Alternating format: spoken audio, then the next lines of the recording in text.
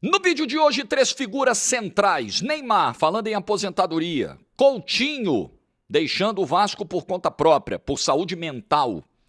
É um tema que eu acho muito importante. Felipe Luiz, se pronunciando sobre a própria entrevista dada na Argentina, quinta-feira, quando comentou o caso Prestiani e Vinícius Júnior. Acho que o Felipe mandou mal na Argentina e agora fez uma reflexão importante.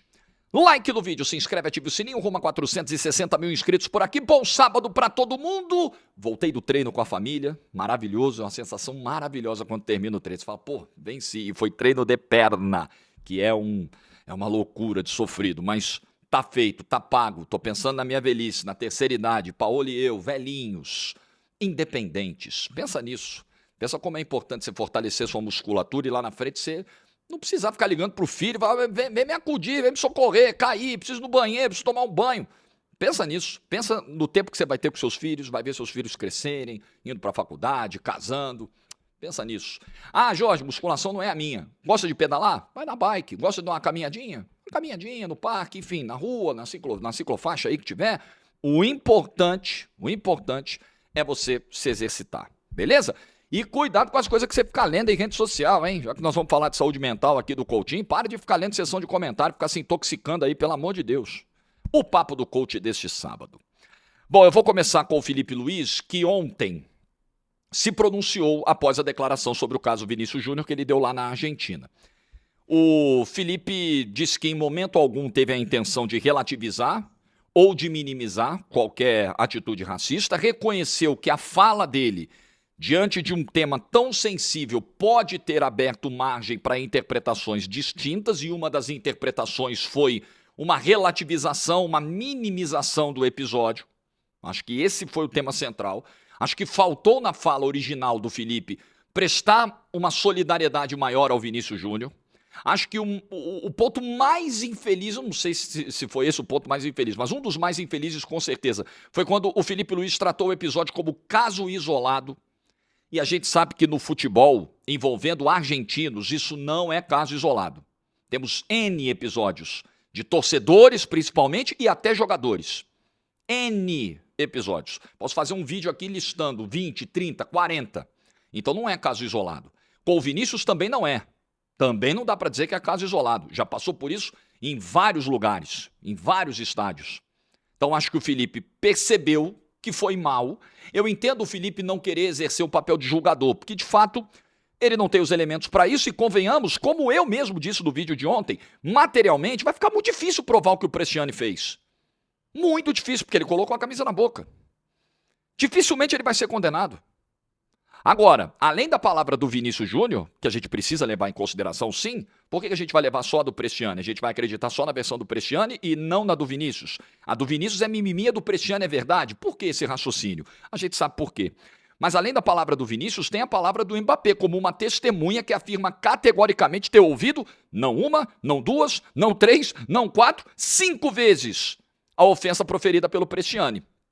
E eu não quero acreditar que um cara do tamanho, da expressão do Mbappé vá colocar toda a sua imagem e reputação em risco para inventar uma mentira, para criar uma fanfic de algo tão sério. Então acho que faltou ao Felipe Luiz perceber isso. Acho que o Felipe Luiz quis dar uma declaração, não sei se, enfim, aquela coisa de cima do muro, não vou comprar barulho, não vou me antecipar, não vou fazer julgamento antecipado, mas ele poderia ter tido essa prudência de não condenar antecipadamente o Prestiani, prestando solidariedade ao Vinícius Júnior e não tratando o episódio como caso isolado e pedindo investigação, punição rigorosa, etc. Acho que faltou cumprir esse papel. O Felipe refletiu e soltou esse comunicado ontem, né? Reconhecendo que a fala não foi das mais felizes. Ótimo. Ninguém acerta o tempo todo. Ninguém erra o tempo todo, né? Falo sempre isso aqui no canal. Gosto da maioria dos posicionamentos do Felipe Luiz. Aplaudo a maioria. Acho um cara lúcido, inteligente, com boa visão sobre o futebol e sobre a vida de uma maneira geral. Acho um cara de alto nível, mas nessa ele errou. Nessa... Não sei, aí tem gente, né, fazendo várias suposições, né? Não, é porque ele também não quis ficar mal com a torcida do Atlético de Madrid, onde ele é ídolo, onde ele pensa em trabalhar um dia. Eu espero que não tenha sido esse o cálculo, porque num tema tão sensível, tão importante, isso não pode ser levado em consideração na hora de você emitir uma opinião. Espero que não tenha sido isso. Rivalidade nessa hora morre, ou deveria morrer. Nós estamos falando de uma questão humanitária, né? Deveria morrer. Não sei se de fato foi com alguma intenção ou se de fato foi só uma infelicidade, mas que bom que ele reconheceu, porque quando ele solta esse pronunciamento no dia seguinte, ele reconhece que a fala não foi feliz. E se isso significa uma reflexão sobre o tema e uma mudança de pensamento sobre o tema, entendendo o lado do Vinícius Júnior de forma muito mais ampla do que tinha mostrado ter entendido na quinta-feira, ótimo. Eu não sou daqueles caras, você sabe, eu detesto esse negócio de cultura de cancelamento, achei isso uma bobagem. Eu não sou desses caras que acham que o pedido de desculpa não vale. Porque aí é o seguinte, o cara errou. Aí a galera cobra, porra, nem se desculpou, o mínimo que ele deve fazer é se desculpar. Aí o cara vai e se desculpa e tenta reparar o erro. Ah, mas agora é tarde. Amigo, aí você tem que decidir o que você quer.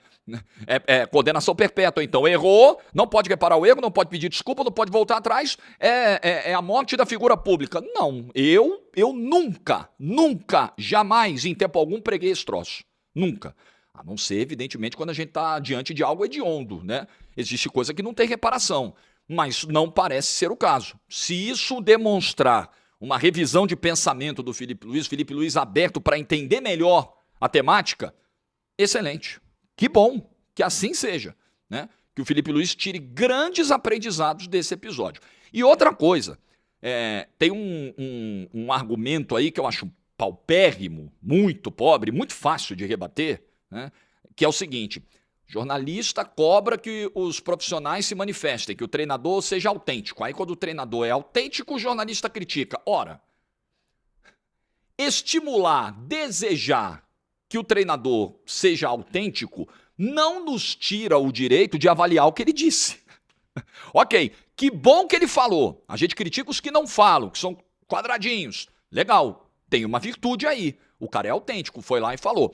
Bom, a partir do momento que ele falou, a gente vai analisar o que ele falou. Eu posso concordar, posso discordar.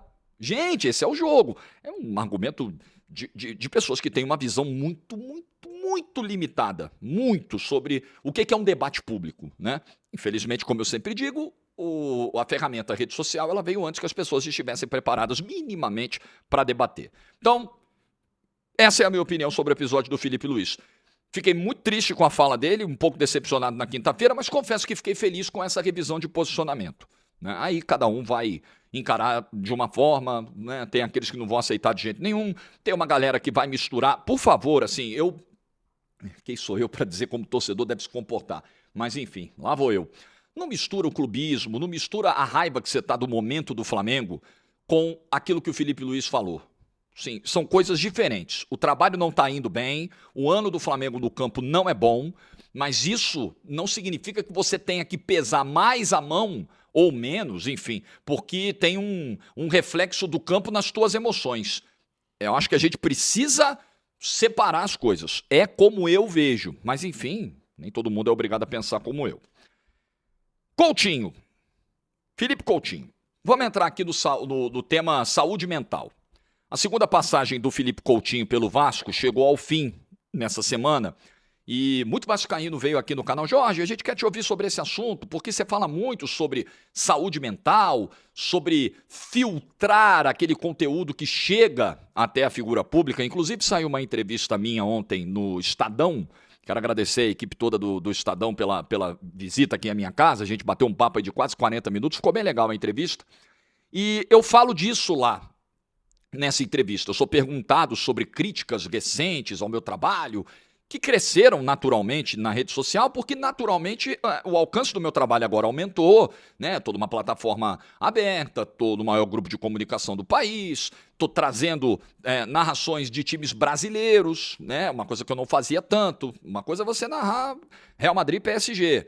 Outra coisa é você narrar o Palmeiras, o Flamengo, o Corinthians, o Vasco, né? As equipes daqui. Você mexe com outro tipo de paixão, você chega muito mais gente. Então, e ali eu disse, olha, eu chego no meu canal E digo que jogador, por exemplo, tem que filtrar o conteúdo que recebe, não pode ficar se preocupando em ler tudo que dizem a respeito dele. Eu preciso trazer isso para a minha realidade também, senão eu não vou estar aplicando aquilo que eu prego, né? Então eu disse isso lá na entrevista e é como eu tenho pautado o meu trabalho nesse período. Sim, chega a crítica, tem muita crítica que é honesta, coerente, eu falo, caramba, tá, vou levar isso aqui em consideração. Pode ser que eu concorde, pode ser que não. Pode ser que eu diga, pô, o cara foi educado na crítica, ele tem um ponto, mas eu acredito que o formato deve ser outro e eu vou seguir. Tem crítica que não é assim. Tem crítica que não quer construir nada, quer só te destruir. É crítica babaca, é crítica do ódio, é crítica que mistura um monte de coisa. Então, aí você precisa fazer essa separação, né? Então, vale para figura pública também. Mas vamos entrar no caso do Coutinho. Coutinho fez 81 jogos nessa volta ao Vasco, inclusive na temporada... Estava até vendo isso aqui, estava aberto.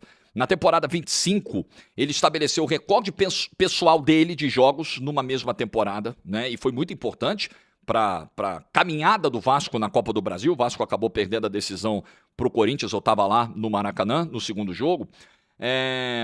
O Coutinho tinha contrato até junho agora, nós estamos em fevereiro, ainda tinha aí mais 4 meses de contrato, mas chegaram ao acordo, tanto o Coutinho quanto o Vasco, por essa rescisão, né? Eles já estavam até conversando sobre renovação até o fim do ano, mas o Coutinho acabou, acho que pesou muito o desejo do Coutinho de rescindir com o Vasco.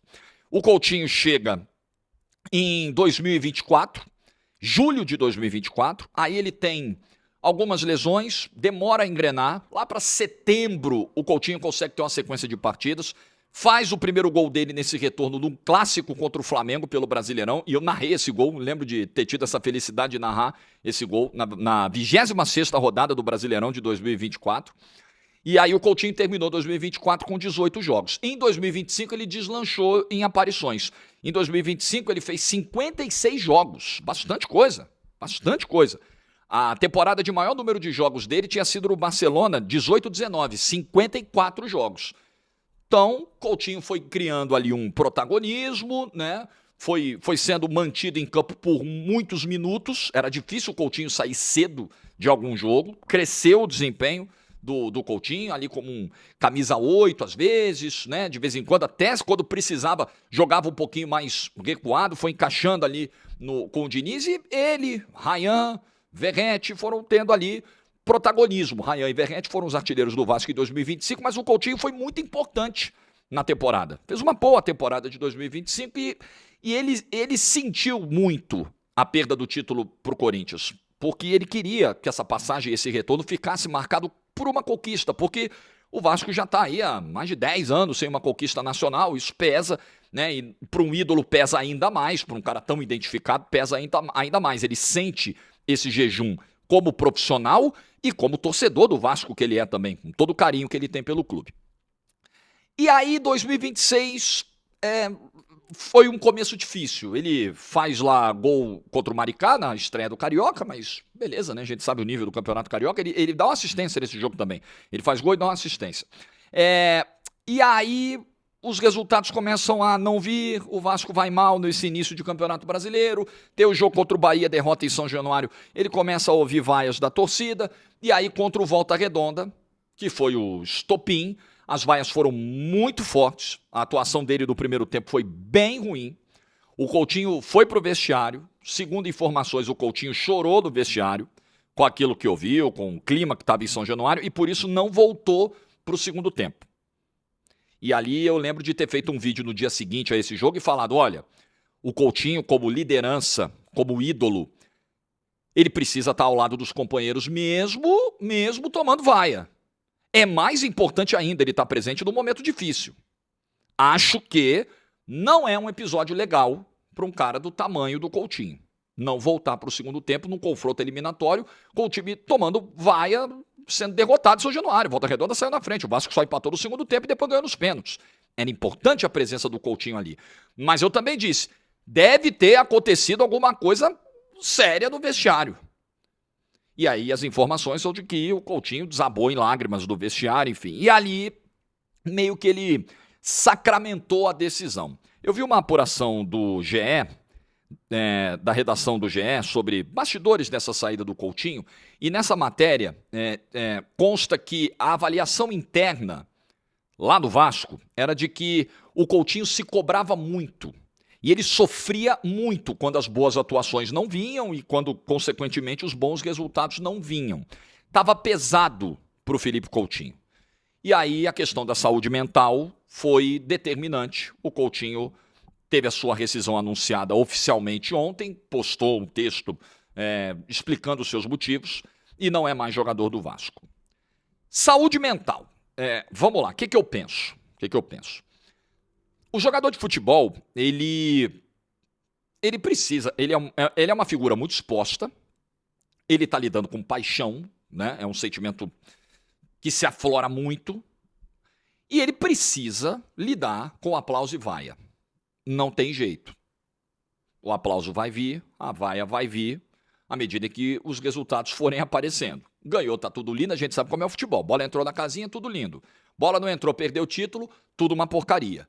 É muito 8 ou 80. A gente aqui é o Formiga fala muito isso, né? Que a gente é uma máquina de moer. O futebol brasileiro é uma máquina de moer pessoas. Não só treinadores, jogadores também. Muitas vezes esse julgamento é injusto? Sem dúvida. Sem dúvida. Muitas vezes esse julgamento é exagerado, muitas vezes esse julgamento coloca num esporte coletivo uma responsabilidade individual maior do que deveria colocar? Sem dúvida.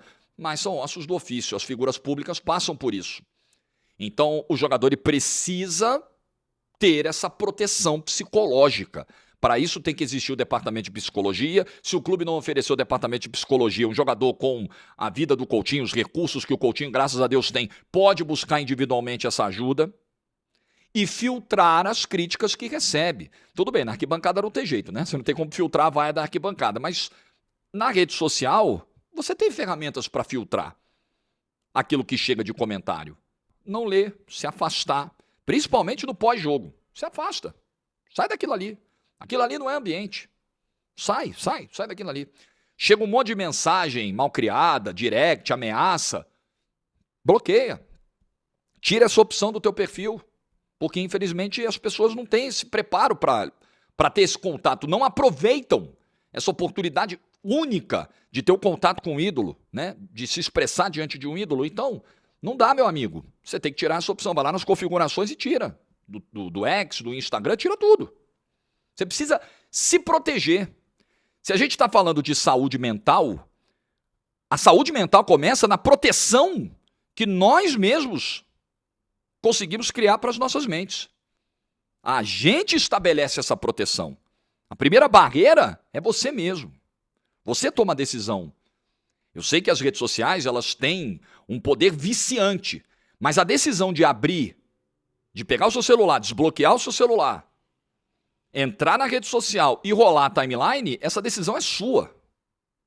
E entrar na sua caixa de direct e ver todas as mensagens que tem lá, essa decisão é sua. Por mais que as redes sociais sejam viciantes, nós ainda temos o poder de vencer esse vício. Principalmente uma figura pública que sabe que depois de uma derrota vai ser atacada. E se isso faz mal, você precisa evitar. Você precisa. Não é que você vai fechar, como eu sempre digo, você não vai fechar o ouvido totalmente para críticas. Mas, por exemplo, você pode ter uma equipe, e o Coutinho tem assessoria, que faça uma filtragem.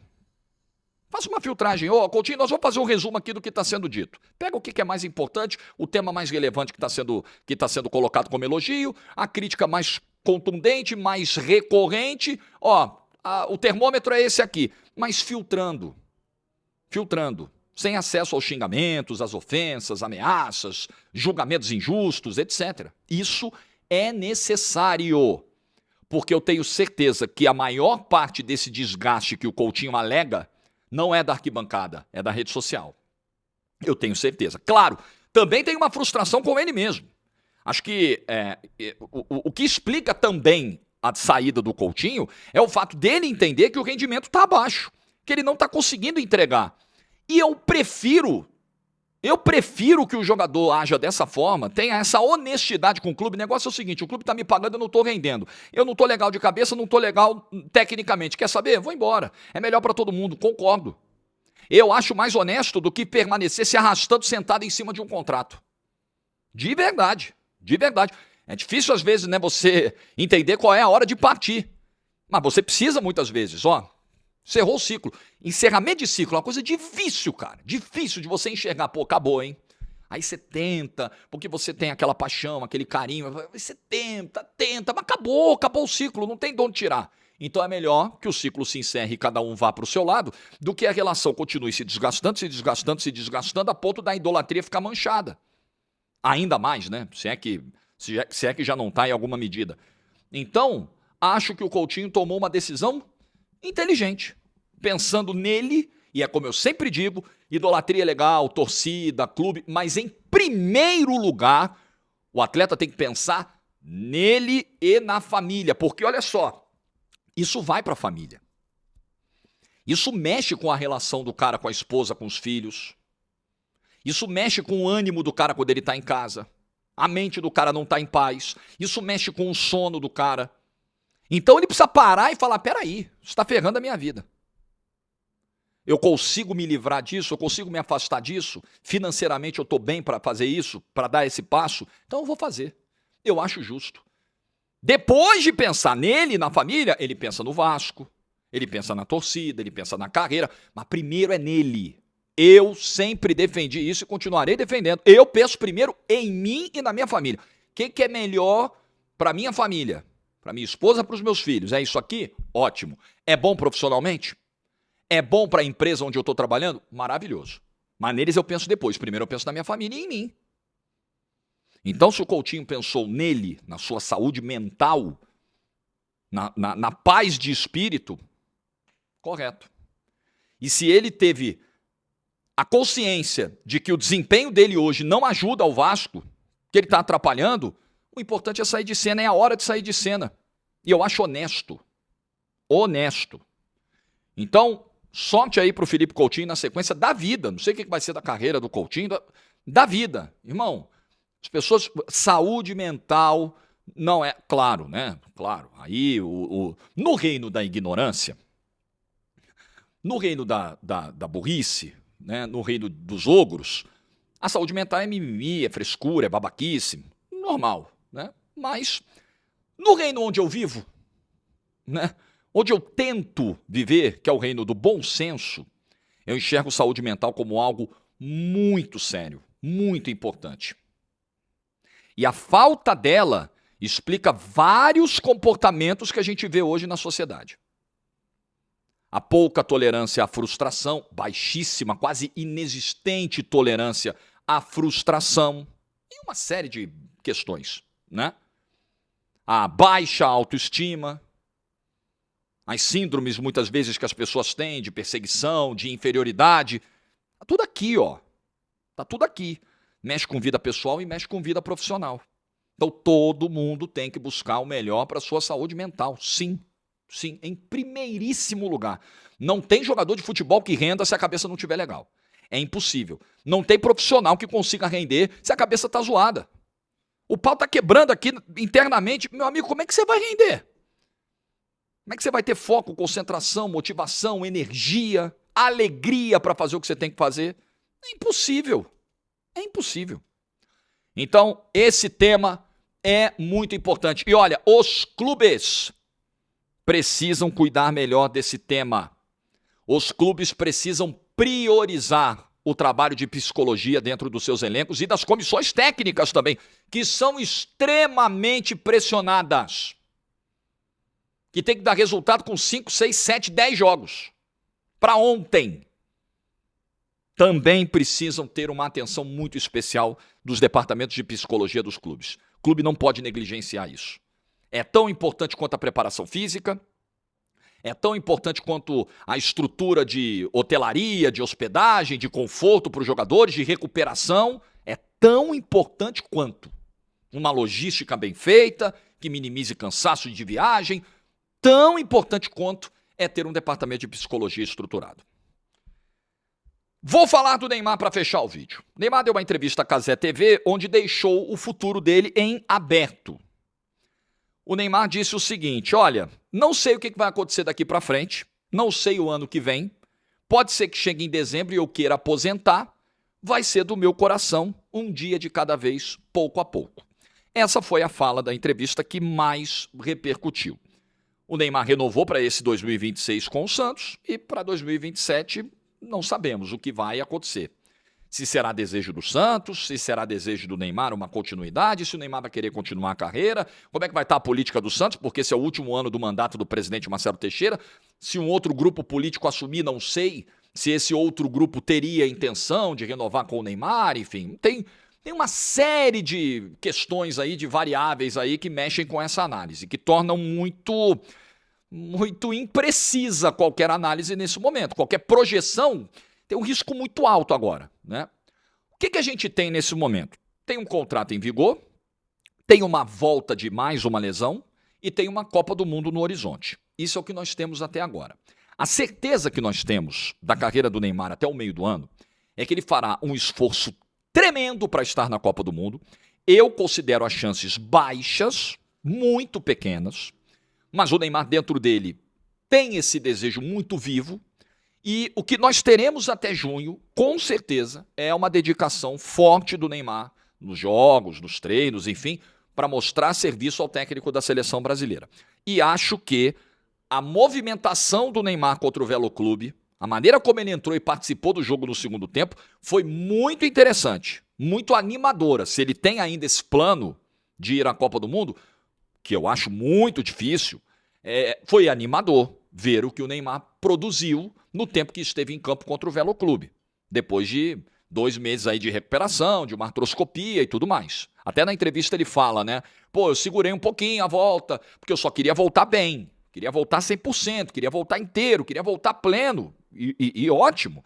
O Santos estava precisando? Estava. Mas o que adianta voltar e agravar uma lesão, correr o risco de uma outra lesão, não contribuir, não ajudar, receber uma chuva de críticas, deixar uma imagem ruim, uma impressão ruim, atrapalhar o time? Realmente seria muito ruim. Então acho que ele voltou bem contra o Velo Clube. Estou curioso para ver a participação dele contra o Novo Horizontino amanhã, no jogo do mata-mata das quartas do Paulista. Ele deve jogar mais minutos, enfim, mais do que 45 minutos, e pode ajudar muito, o Santos pode contribuir muito. Isso é o que nós temos como projetar. Do meio do ano para lá é muito difícil. Sabe por quê? Porque eu já falei sobre isso aqui. A Copa, não só agora nessa renovação em 2026, mas já quando ele chegou em 2025, a Copa do Mundo, o argumento Copa do Mundo foi muito importante como motivação. Lembrem-se daquele episódio que a gente sempre narra aqui, relembra, da volta dele em fevereiro, quando ele começa a jogar jogo atrás de jogo, depois de estar 1 ano fora com o LCA, porque ele queria desesperadamente ser convocado pelo Dorival em março, para aqueles jogos contra a Colômbia e a Argentina. E ele acaba machucando e ficando fora. Por quê? Porque seleção, Copa do Mundo, sempre foi uma grande obsessão do Neymar nessa volta ao Santos em 2025, desde 2025. Então, isso continua para 2026. A minha questão é, vamos imaginar que o pior cenário para o Neymar ocorra. Não ser convocado. Estou nem falando de lesão, que aí seria pior ainda.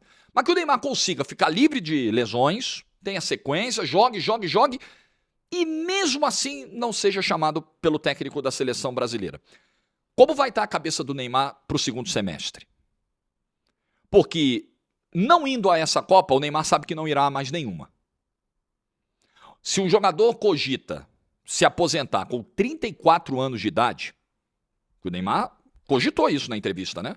A fala do Neymar é a seguinte: não sei o que vai acontecer daqui para frente, não sei o ano que vem. Pode ser que chegue em dezembro e eu queira aposentar. Vai ser do meu coração. Um jogador que fala dessa forma, com 34 anos de idade, ele não se enxerga com 38 jogando uma Copa do Mundo. Ele sabe. A chance derradeira é essa. Se não acontecer, como vai ser trabalhado isso dentro da cabeça do Neymar? Como ele vai lidar com essa eventual frustração de não ir à sua possível última Copa do Mundo?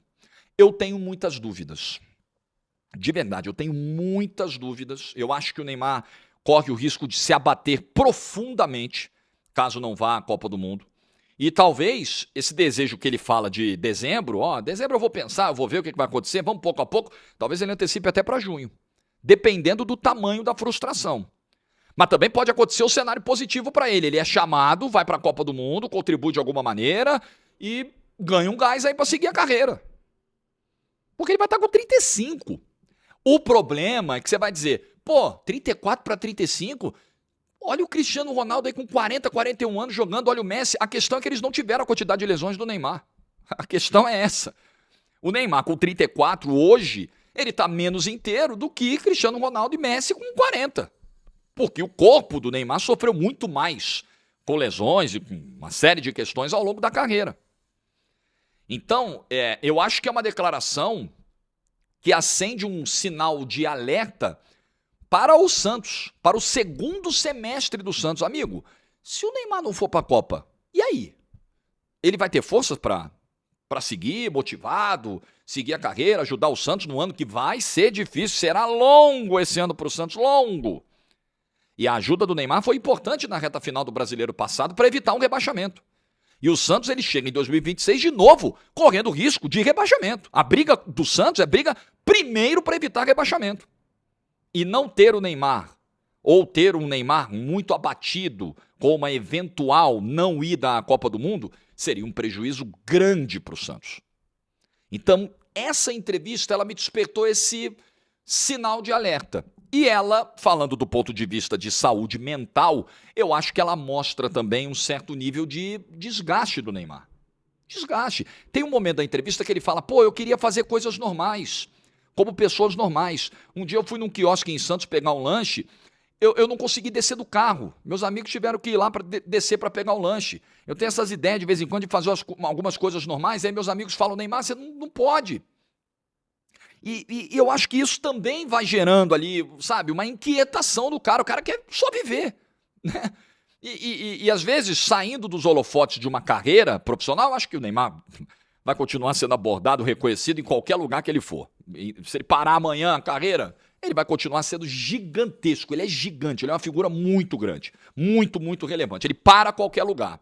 Mas, de repente, ele consegue encontrar um pouquinho mais de paz, ali como ex-jogador, sem essa pressão, sem essa cobrança, sem a imprensa avaliando, né, o trabalho dele todo dia. Ter um pouquinho mais desse respiro, sair um pouquinho desse holofote. Pode ser que isso também esteja enchendo o saco do cara. E, cara, o Neymar é independente, trilhardário, não precisa trabalhar mais, não precisa jogar mais, não precisa entrar mais um centavo na conta do Neymar, mas ele e o pai dele gostam bastante e estão no direito deles. Mas não precisa nem mais, não quiser, não entra mais um centavo, eles estão muito bem. Então isso também faz o cara refletir, falar, pô, vale a pena? Eu já vou estar com 35 ano que vem, o corpo, sabe, sobrecarregado, pô, de repente já não vou ter mais chance de jogar a Copa do Mundo depois dessa de 2026, será que vai valer a pena continuar com essa rotina toda, continuar... Então, acho que tem também nessa fala do Neymar um componente de saúde mental, de esgotamento. Eu acho que isso está presente também, quando ele já projeta um possível fim de carreira na virada de 2026 para 2027. E eu acho que, aí nós vamos falar disso quando a carreira terminar, mas se isso acontecer, o Neymar encerrar a carreira em 2026 sem ir à Copa do Mundo desse ano, ou sem uma conquista de Copa do Mundo, caso vá, eu acho que será muito triste olhar para a carreira do Neymar e entender que ele poderia ter alcançado mais. Sem aquela conquista individual tão desejada de uma bola de ouro, de um The Best, vai ficar uma sensação. O Neymar, não fosse as lesões, não fossem outras questões, até decisões que ele mesmo tomou, o Neymar poderia ter chegado a um outro patamar de carreira. Para a história do futebol.